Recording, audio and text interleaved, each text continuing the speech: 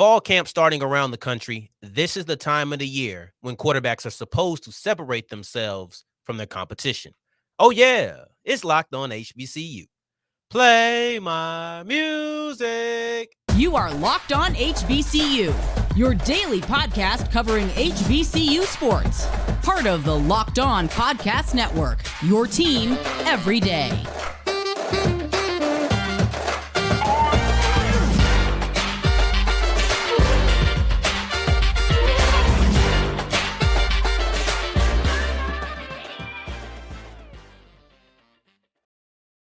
What's going on, family? Welcome back to another episode of the Locked On HBCU podcast, your number one daily one-stop shop for everything HBCU athletics, Monday through Friday, part of the Locked On Podcast Network, your team every day.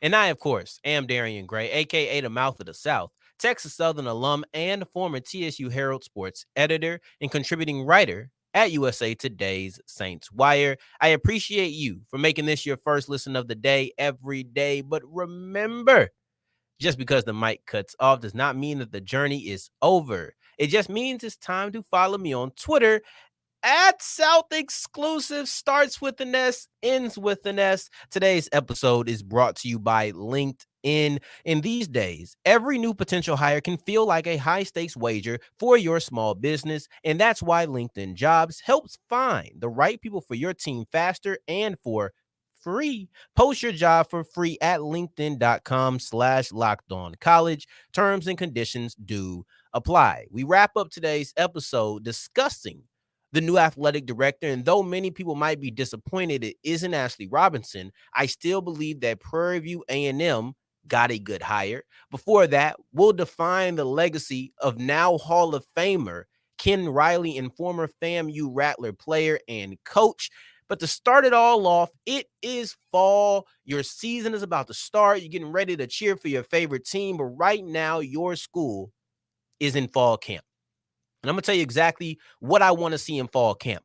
Fall camps are the time in which quarterbacks and quarterback battles are supposed to separate themselves. Simple and plain. That is what you need to happen in a fall camp. Now, I understand that you could kind of say that about the majority of positions on the team. I get it. I 100% do. But the importance of the quarterback position is what makes this have to stand alone, because I specifically want my quarterbacks to separate themselves in fall camp more so than any other spot.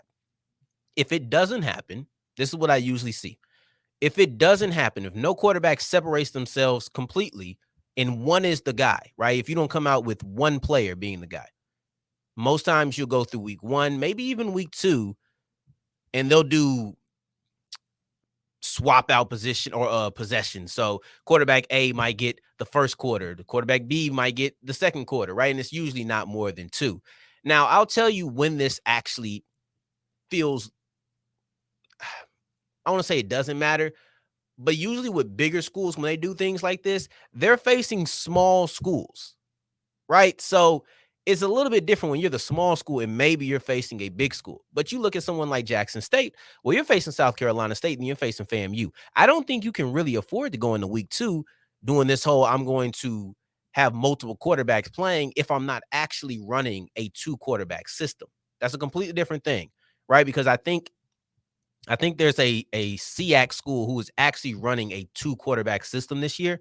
That's not what I'm talking about. I'm discussing when you actually want to have one quarterback, but you just haven't made your decision. So now you have to play multiple throughout the game.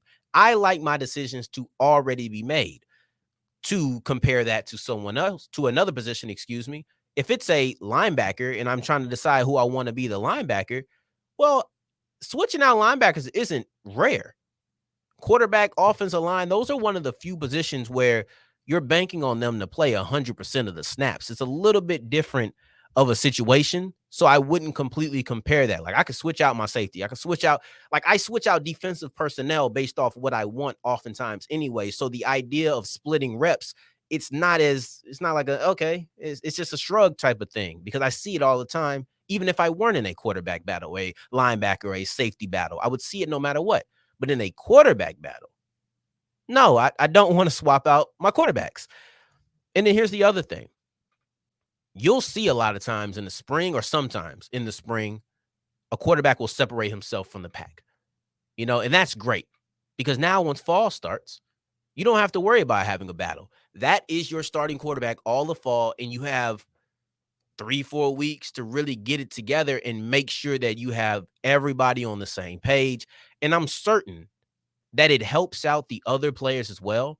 Now, they get to be with, if you're in a quarterback battle, they get to be with all of the quarterbacks anyway. So if you're looking at them, they still get to go with the first quarterback, the second quarterback. So it's just a matter of building out chemistry. You've already worked with them. It's just honing in that chemistry a little bit more. But I would assume that everybody benefits from there.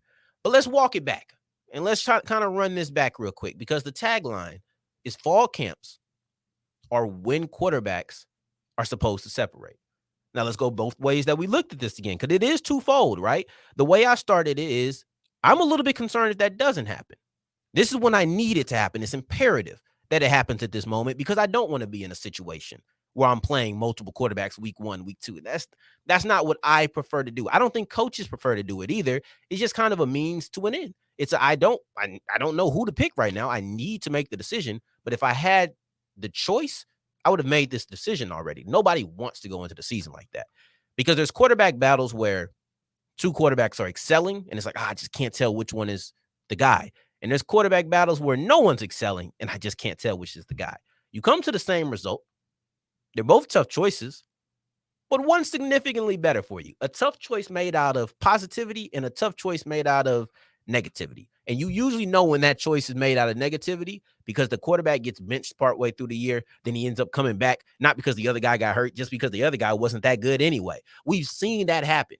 If you've seen the quarterbacks just bounce around and play musical chairs, trust me, 9 times out of 10, that was a quarterback battle that was decided on I got to pick somebody. And then the second part of that, the second fold within that, is just the conversation of, this is when it should happen. Most times that doesn't happen in the fall. Most times you're not looking at a quarterback who is very new to the system, someone who is just now starting to get into the swing of things, getting the playbook, maybe even might have just transferred, just came into the program. You're not looking for them to completely separate themselves within 4 weeks of having that playbook. Not looking for them to separate themselves in that spring practice. But once the fall comes around, now you're going to see who's really been in their playbook, who's been hitting up the teammates to build chemistry, to run routes during the summer. Now you just get to know who they are as a man, because this is the leader of your program. This is the leader of your offense more times than it isn't. So what are we really going to do in the spring? Or excuse me, not what we're really going to do in the spring. What are we going to see in the fall that we didn't see in the spring? I'm going to assume I'm going to have advanced understanding from my quarterback. I'm going to have an advanced understanding of my quarterback. And both of those things are going to be important. So not only is finding your quarterback, your starting quarterback, essential and imperative in the fall, more times than not, this is exactly when it happens. So this is what you should expect. So no matter how you look at it, the fall is when quarterbacks truly begin to separate.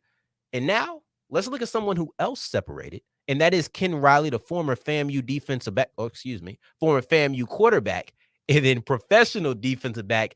And we'll discuss why his legacy is defying the odds as we continue with Locked On HBCU. Today's episode is brought to you by LinkedIn Jobs, and LinkedIn Jobs is imperative, kind of like finding your quarterback in the fall. LinkedIn Jobs is imperative for all small business owners, and it's free to use. That's the beautiful part about all of this, is that you don't have to sit around and pay big money to promote your brand, to promote your company. All you have to do is go to linkedin.com/lockedoncollege, and you can post your job for free. That's right, not a single penny out of pocket. And you can post your job to get to one of the 800 million users, and they can help you find the right people faster. All you have to do is go to linkedin.com/lockedoncollege. That is linkedin.com/lockedoncollege. You ain't spending nothing but a little bit of time, not a single dime. And as we continue rolling on today's episode of Locked On HBCU, I appreciate you for making us your first listen of the day every day. And for my everydayers out there, I appreciate you sincerely. And tomorrow we'll be discussing the HBCU players who have made the Buck Buchanan Award watch list, which is the watch list for the best FCS defensive player, the FCS, not just HBCU players, even though we have seen players like Isaiah Land win it not that long ago. But right now, I want to honor, speaking of Isaiah Land, I want to honor FAMU great Ken Riley. And this is a little bit different than how we typically do things. Most times a topic like this would have been on a feature Friday. But Ken Riley went into the Hall of Fame this Saturday. We already had the Trayvon Conley interview lined up for he went in there last Saturday. We already had the Trayvon Conley interview lined up for the last Friday. So I didn't have any space in there on that Friday to discuss this, but I wanted to make sure that we did it, and I didn't want to wait a week. I wanted to honor Ken Riley as close to his enshrinement as possible. So for that, let's discuss Ken Riley's legacy. And what exactly is it? To me, it's one of defying the odds. And I think you see that in a multitude of ways. You see it not only through his playing career professionally, but you also see it in simply the fact that he made it to the Hall of Fame, because one could argue neither one of those things were truly either should have happened or look like they were going to happen at different points. But enough talking around it and speaking vaguely. Let's go ahead and discuss it. So Ken Riley is a Florida A&M Rattler. He is actually the second Rattler to be inducted into the NFL Hall of Fame.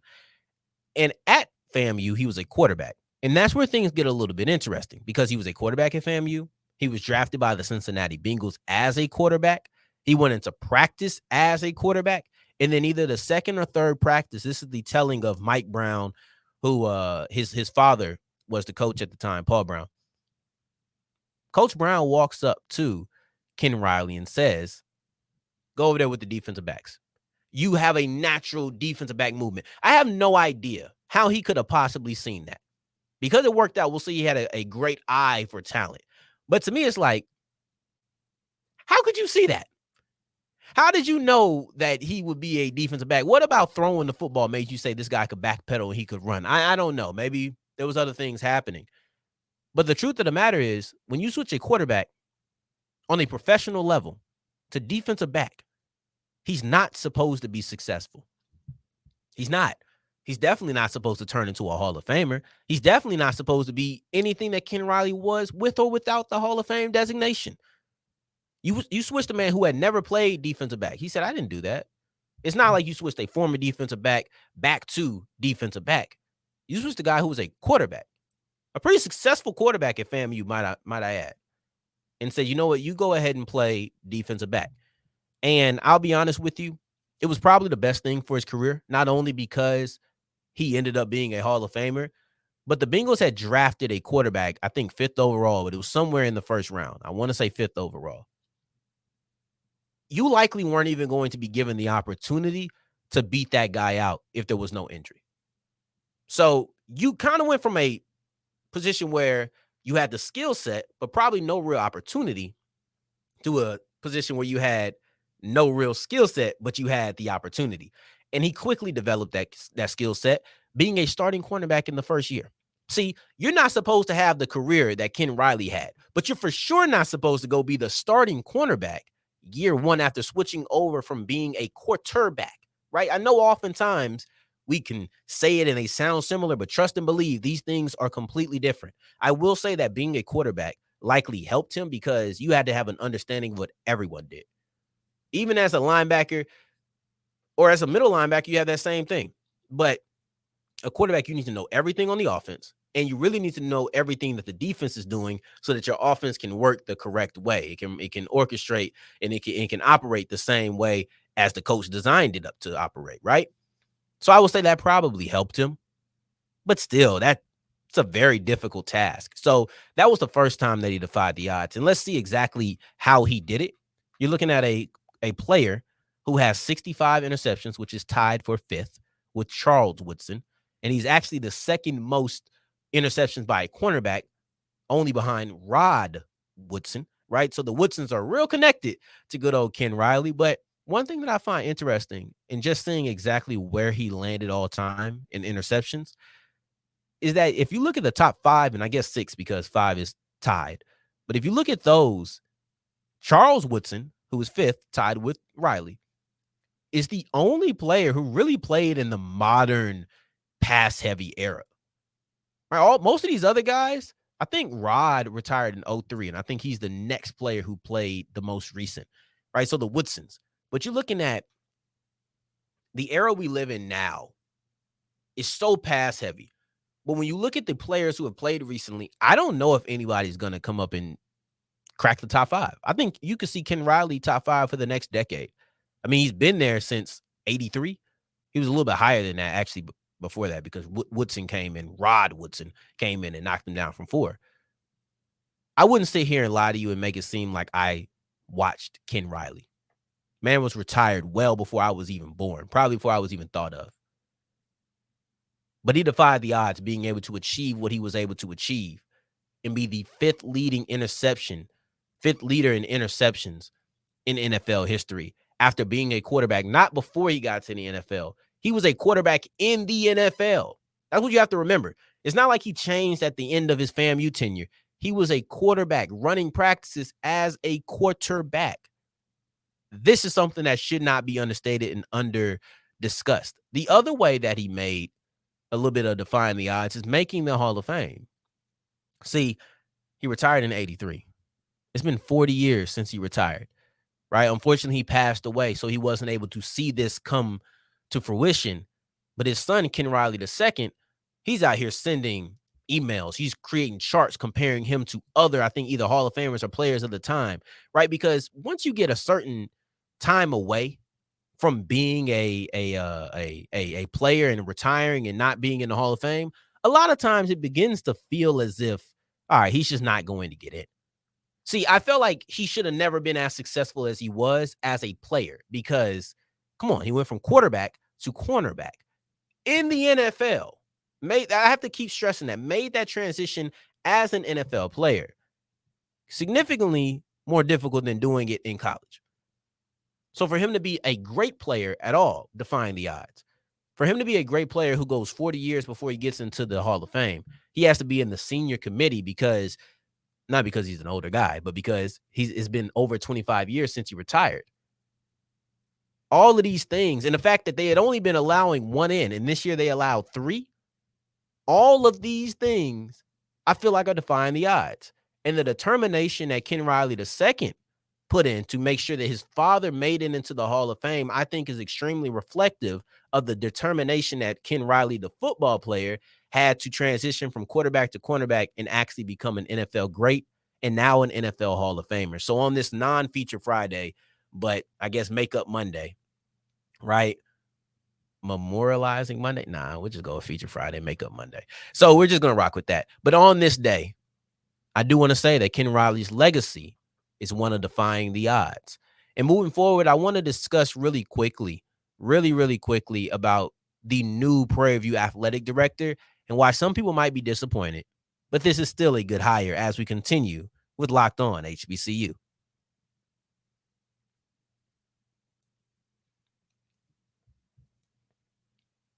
And as we're wrapping up today's episode of Locked On HBCU, I appreciate you for making us your first listen of the day every day. Truly, making it all the way to segment 3, and I thank you 2 times for that. So thank you. Now, Prairie View has a new athletic director, and despite being the second choice, is a very strong hire in my opinion. And I'll be honest with you, Anton Goff, like Jared Goff, not Goff. I think he's going to be a good hire for Prairie View. But unfortunately, there's going to be probably a good amount of people who are disappointed. And it has nothing to do with Goff. It simply has to do with the fact that his name is not Ashley Robinson. And that's what I hate about the fact when reports get out. Like when reports get out there, and not only reports, like Jackson State confirmed. Ashley Robinson confirmed. Yeah, we were sought after, and we know who the sought after was, right? It was Prairie View. And I don't blame Prairie View for wanting Ashley Robinson. I mean, look at him.